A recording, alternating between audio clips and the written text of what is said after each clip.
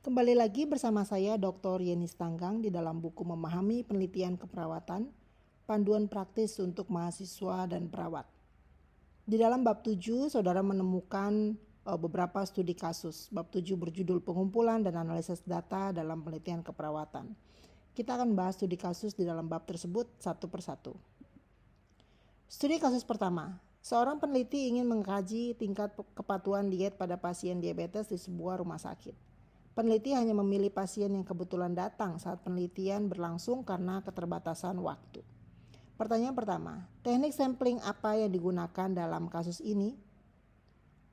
Teknik sampling yang digunakan adalah convenience sampling atau sampel kebetulan, yaitu pemilihan sampel berdasarkan siapa saja yang mudah dijangkau atau tersedia saat penelitian berlangsung. Pertanyaan kedua, apa kelebihan dan kelemahan teknik tersebut? Kelebihannya, mudah dan cepat dilakukan, tidak memerlukan biaya besar, serta praktis untuk kondisi keterbatasan waktu. Meskipun demikian, ada kelemahannya, yaitu sampel kurang representatif terhadap populasi, tinggi risiko bias, dan hasil penelitian sulit untuk digeneralisasikan untuk ke populasi yang lebih luas. Pertanyaan terakhir, teknik sampling apa yang lebih tepat agar hasil penelitian dapat lebih representatif? Teknik sampling yang lebih tepat adalah probability sampling seperti simple random sampling atau acak sederhana.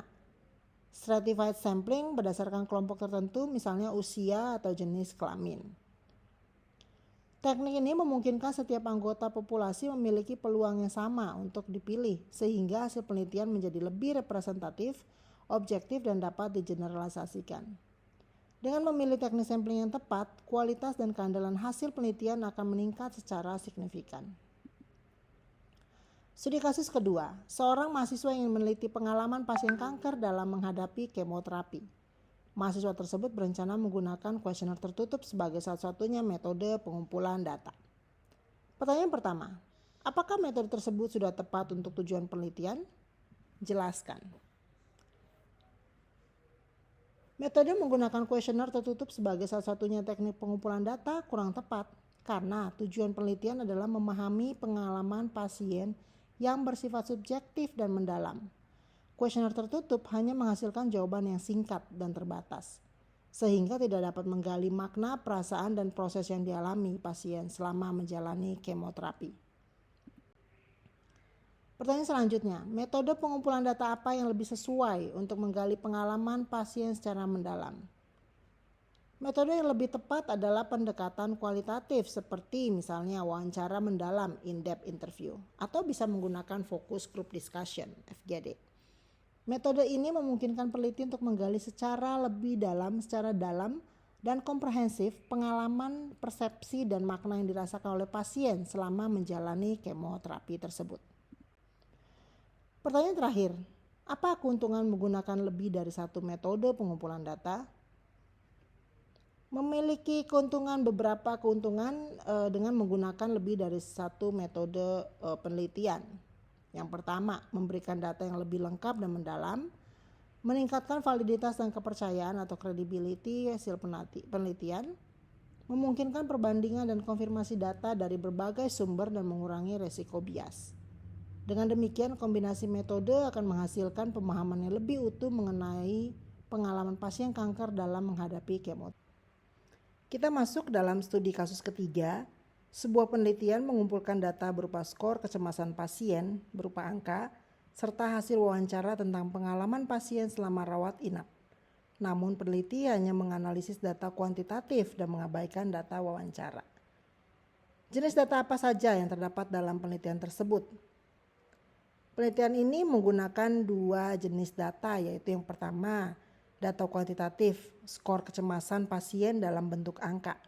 Sedangkan data kualitatif ada hasil wawancara tentang pengalaman pasien selama rawat inap.